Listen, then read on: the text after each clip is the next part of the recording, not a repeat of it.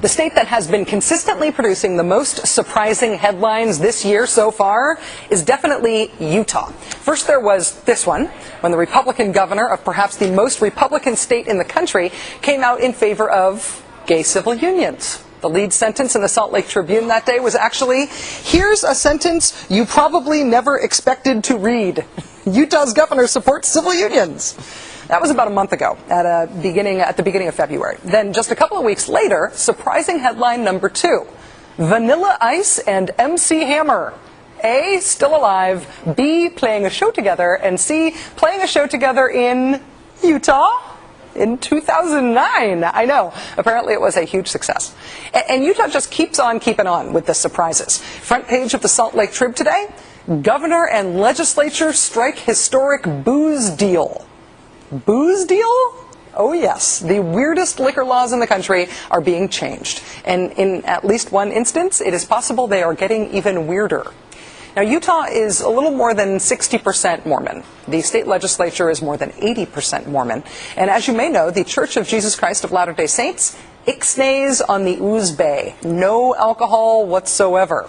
And in a state where the wall of separation between church and state is sometimes a little crumbly, that has resulted in very strange state laws about liquor.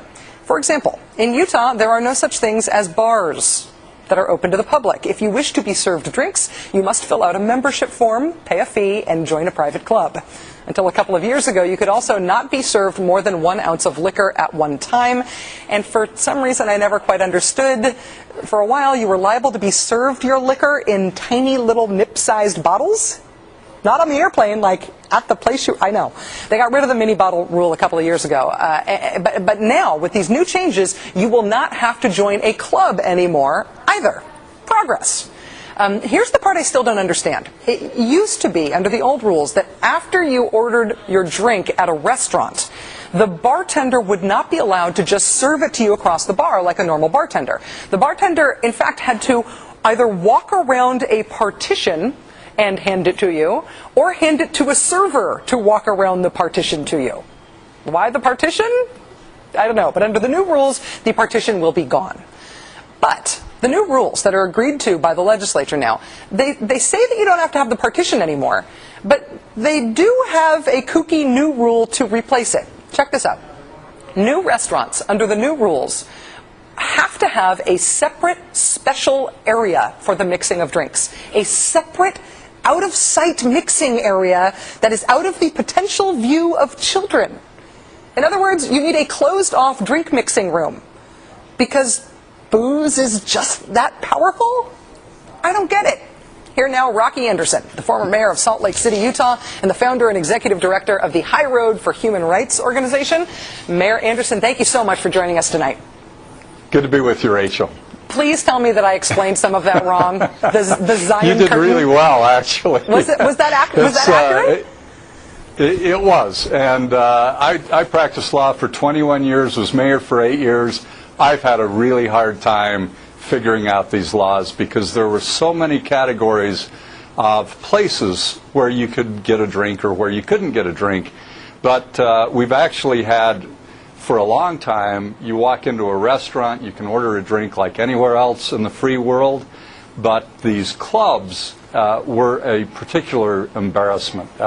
You can imagine being mayor and you bring people in from out of town, especially during the Olympics, and they have to fill out a card to get a membership in order to get a drink. And these are changes that I've been advocating for a long time, and thank goodness we've got a very reasonable and world-traveled governor, John Huntsman, who had enough sense to work with everybody and bring about these major changes. And we've had an evolutionary process for many years. We went from brown bag laws to the mini bottles that you talked about, and now it's pretty much like anywhere else, especially getting rid of the private clubs. I can imagine I was just going to say, I could imagine that it did sort of encourage a certain entrepreneurial spirit for people getting around the old rules. I mean, I would imagine you had to be sort of creative, especially if you were a bartender. Oh, of course. And then there, somebody would walk in a club and anybody in the world would sponsor them, so the Liquor Commission cracked down on that and said you had to walk in with whoever was sponsoring you. It really, I think there are a lot of people who are afraid that now Utah has been launched into the 20th century in terms of its liquor laws.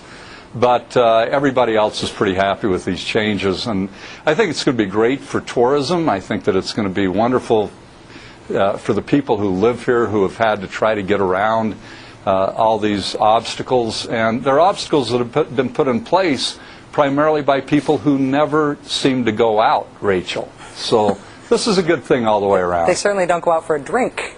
Definitely. I do have to ask you about the idea of the drink mixing room. A columnist named Sean Means at this Salt Lake Tribune today said, why stop there? He said, why not install a cauldron, have the bartender wear a pointy hat with stars and moons on it, and paint the words, potions, no admittance on the door? It does involve a sort of fear of the sight of alcohol. Does it strike you as strange? Well, it's very strange. And there are just a couple of people in the legislature that have a lot of sway with the rest of the legislators, or many of the other legislators. And this is something they insisted upon, and I think it's this idea that any progress you make, you've got to have a little regress along with it. And I think that in this evolutionary process, we'll see these kind of silly prohibitions eliminated, but we're going to have a situation where the existing restaurants can get rid of the glass partition, and the bartender can simply hand the drink over the bar, and any new restaurants are going to have to hide away the mixing of drinks. And behind this is this ridiculous notion that children who are exposed to anybody mixing a drink may be somehow negatively influeed by that. Mesmerized I think by the shaking sound or something? I don't know. Yeah, but we've got another very strange law. They did increase the 1 ounce to a 1.5 ounce pour, but it's still, I order a scotch on the rocks and the scotch doesn't come up over the ice cube. And then you have to you can order a second drink, you call it a sidecar. They bring you another 1.5 ounce drink in another glass, but you have to pick up the glass and pour it in your other glass so you can have a real drink. But we're going to see those kinds of things change too. I think there's no question about it. Rocky Anderson, former mayor of Salt Lake City, thank you for explaining this to us tonight, and thanks Rachel. It's really nice to see you. Thanks. Thanks for understanding. I'm trying. I'm not there yet, but I'm trying.